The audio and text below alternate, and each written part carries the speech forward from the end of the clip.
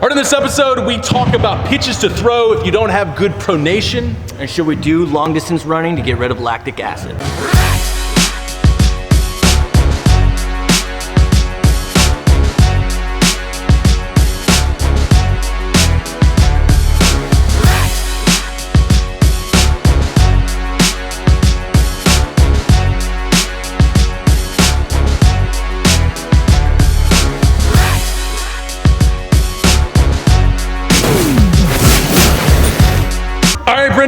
Stephen Godani here at Top Velocity, hashtag Pitch Tip Show, Twitter, Facebook, Instagram, Snapchat, at Top Velocity, hashtag Pitch Tip, ask question and answer on the show. We got a pretty cool new intro. Credit to Stephen for putting that intro together. I'm coming to Houston Friday or Saturday, the 20th, 21st, the Premier Baseball in the Zone right now.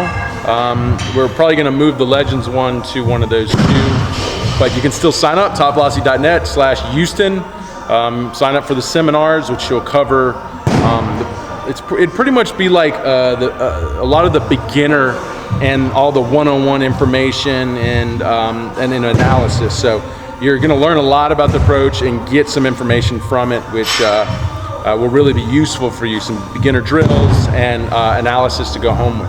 Okay, so it's only $99 if you want to come check it out.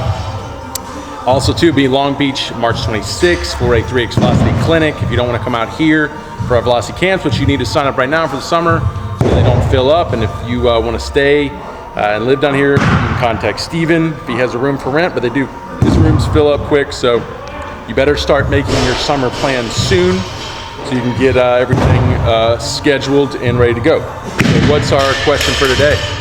CJ716 asks, what is the best pitching combination to throw if you struggle with pronation?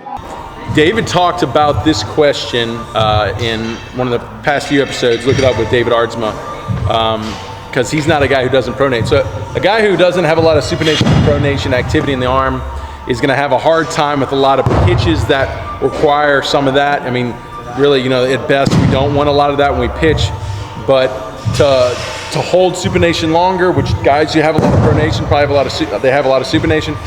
Curveballs stay hard in supination. So guys who pronate well are going to be really good at pronate well are going to be good at curveballs. Any good at hard breaking pitches, circle changes, stuff like that. So if you're a guy who doesn't have a lot of forearm action, then you probably want to stay with the straight stuff, fastball, pressure points, sinkers. Not sinkers. Splits. Cutters, stuff like that, where it's just, pressure points and, more extension, flexion extension at the wrist. Not a lot of breaking balls pretty much breaking balls is the only thing we throw that's supinated. It's not going to be like you're only limited to a few. You might find that your pitches don't break a lot. It's because you don't have a lot of forearm activity. I believe, too, that links to a lot of spin rates with other things. So you might find the straighter, the less breaking pitches would be better for you. Something you probably just have to try out. Could be wrong. There might be guys out there that can throw good breaking balls with not a lot of forearm movement. I don't know, anything you want to add? That pretty much covers that. Cool. Next question. Brian Havarilla asks, what is the best way to get lactic acid out of the arm after pitching? Is long distance running good for this? Brian, that's a great question. I talk about this all the time. If you study lactic acid as ATP and how it works to support it works as a support of ATP, and you also understand the Krebs cycle, which has changed over the past 30 years, 25 years. You can see a lot of baseball, once again, hasn't caught up with that, so conventional wisdom is still kind of using the old understanding of lactic acid, which is incorrect, that lactic acid is a waste product. It is not a waste product.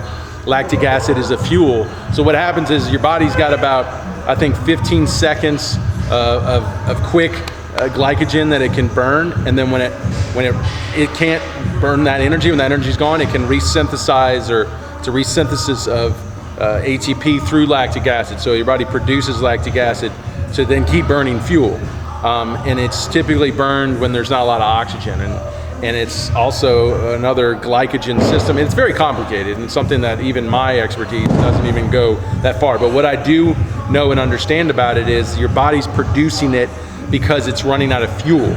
It's a quick survival fuel And it does. It creates the burn in the body.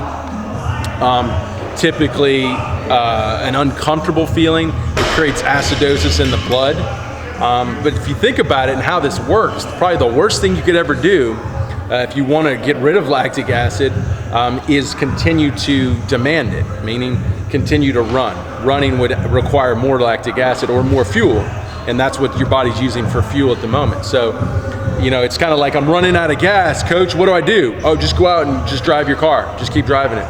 That's pretty much what it's saying, because your body's going, I'm running out of fuel, I'm burning on lactic acid here. Oh, just keep running. It'll eventually get out of your body. Yeah, it'll eventually shut down. But what happens is you keep burning lactic acid, it builds the hydrogen up in your system, and then your muscles don't contract as well.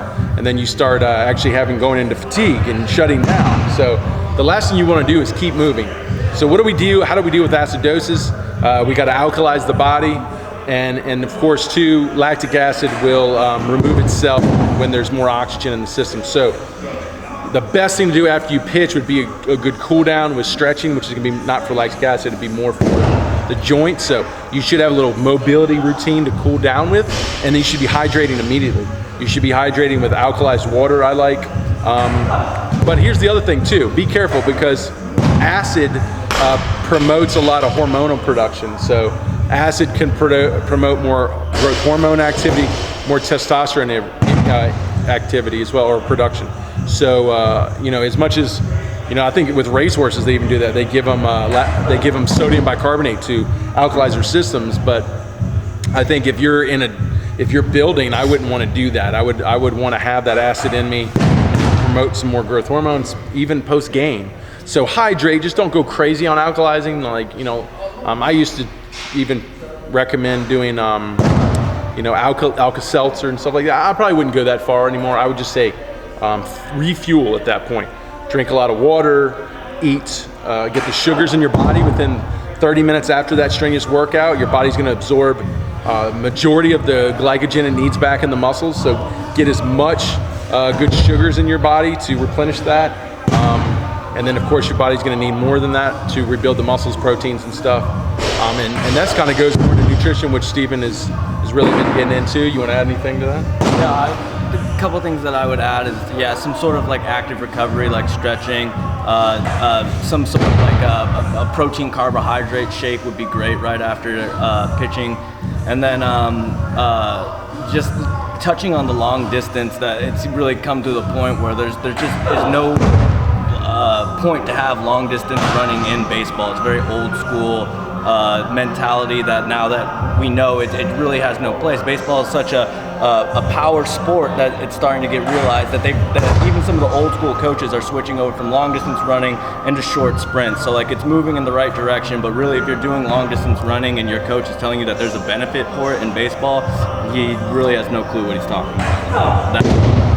Exactly. So it's really refueling, guys. You're on lactic acid because you ran out of good fuel, sugars, oxygen, and acidity is building up. And the only way to get acidity out of your body is oxygen, circulatory system, and alkalizing the blood through what your body does naturally, but through certain ways to alkalize. You can alkalize nutritionally, which I would recommend, eating alkalized foods. But don't alkalize too much, because we need that to produce hormones as well. So it's a balance. But yeah, don't keep running. I think that's the best thing, that the advice we're giving you is don't keep demanding more of the fuel that your body is having to produce, so you can keep moving and surviving. So great question. If you have a question, go to Twitter, Facebook, Instagram, at TopVelocity, #pitch tips. Ask your question, answer on the show, Snapchat as well. See you in Houston, we'll see you in Long Beach, and we'll see you down here in the summer, or we also have some spring break camps coming up too in March, and we'll see you on the next episode. Yeah. Hold on.